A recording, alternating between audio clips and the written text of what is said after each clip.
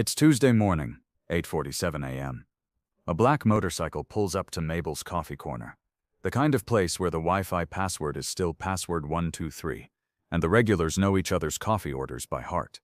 The engine cuts out, and off steps Keanu Reeves. Not Neo. Not John Wick. Just Keanu in a worn leather jacket and beat-up jeans, looking exactly like the guy who'd give you his last dollar if you asked. But here's where it gets weird. He walks straight to table 7, the wobbly one by the window that everyone avoids, and sits down, alone, orders a black coffee and a blueberry muffin, doesn't touch his phone, doesn't talk to anyone, just sits there for exactly 2 hours. Then he leaves. Every single Tuesday, for 10 years. The barista Jenny thought it was just another celebrity quirk at first.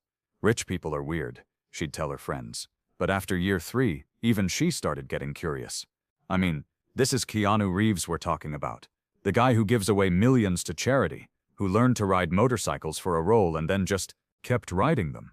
The man who's been breaking the internet with his kindness since before breaking the internet was even a thing. So why was he spending every Tuesday morning in a tiny Illinois coffee shop, population 3,000, staring out a window at nothing? The theories started flying. Sarah from the post office swore he was meeting a secret girlfriend. He's protecting her privacy, she'd whisper, conveniently ignoring the fact that he sat alone every single week. Tom, the mechanic, was convinced it was for a movie role.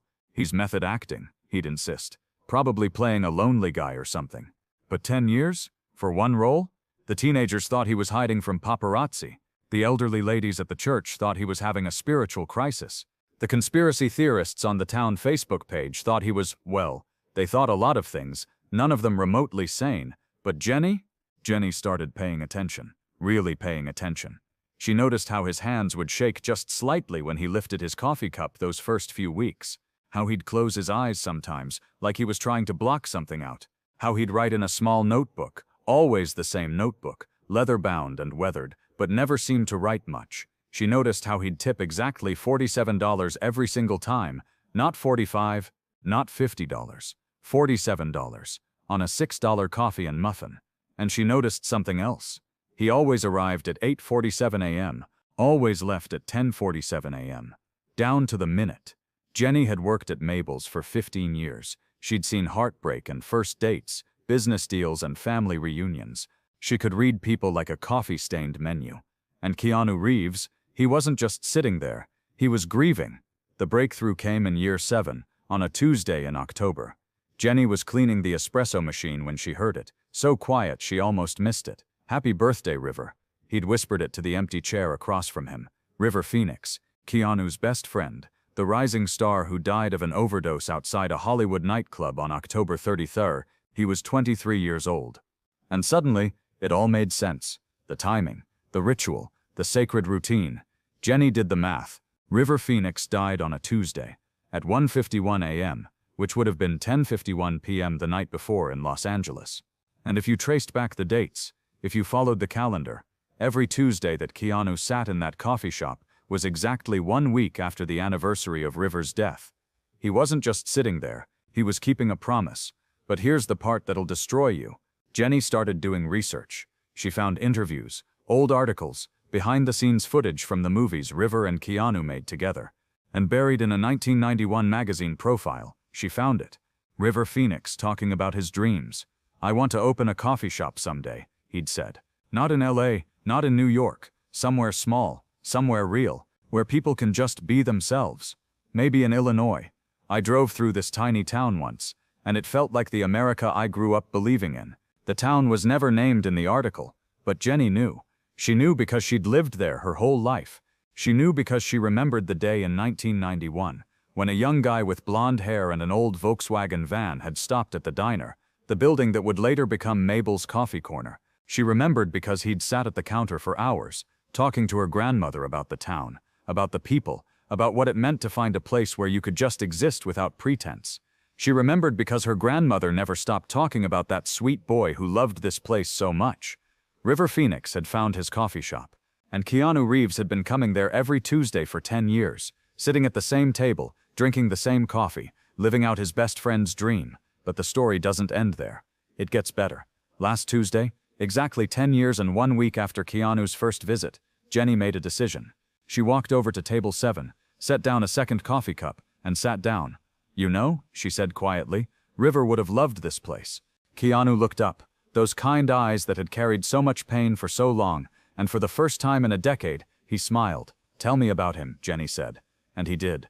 For 2 hours, Keanu Reeves told stories about River Phoenix, about how River could make anyone laugh, about how he cared more about saving the world than being famous, about how he'd give his jacket to a homeless person and walk home in the cold, about how he'd wanted to open a coffee shop where people could just be human.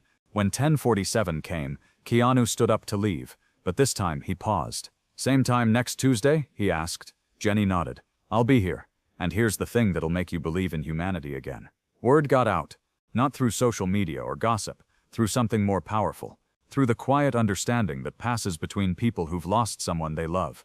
The next Tuesday, table 7 wasn't empty. Jenny was there, like she promised. But so was Mrs. Patterson, whose son died in Afghanistan, and Mike, whose wife lost her battle with cancer, and Sarah, whose daughter died in a car accident 5 years ago. They didn't come to gawk or to get selfies. They came because they understood. Every Tuesday now, Table 7 hosts what the town quietly calls River's Table. It's not official. There's no sign, no announcement. But every week, people show up.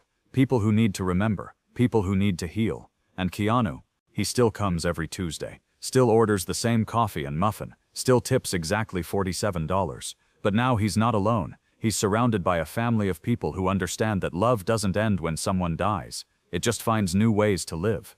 Last week, a young barista from Seattle drove 8 hours to Mabel's Coffee Corner. She'd lost her brother to suicide and heard about River's Table through a friend of a friend. She walked in nervous, carrying a photo of her brother, not sure if she belonged. Keanu looked up as she approached Table 7, saw the photo in her hands, and gently pulled out a chair. "Tell us about him," he said. And she did. Because that's what River's Table is now. It's not about celebrity or fame or viral moments. It's about the simple, profound truth that grief shared is grief halved. It's about a friend keeping a promise. It's about a dream that lived on in the most unexpected way. And it's about the kind of person Keanu Reeves really is. Not the action hero, not the internet boyfriend, not the meme. Just a guy who loved his friend so much that he spent 10 years keeping his dream alive, one Tuesday at a time. The next time you see Keanu Reeves trending on social media, remember this story. Remember that behind every viral moment is a human being. Remember that the people who touch our hearts the most are often the ones carrying the deepest wounds. And remember that sometimes the most extraordinary thing you can do is show up every Tuesday for 10 years for love. River Phoenix died on October 31st, 1993. He was 23 years old. His dream of opening a coffee shop lives on at Table 7 in Mabel's Coffee Corner, where every Tuesday, strangers become family and love finds a way to heal. That's the kind of story that restores your faith in humanity, and that's why Keanu Reeves is exactly the person we thought he was.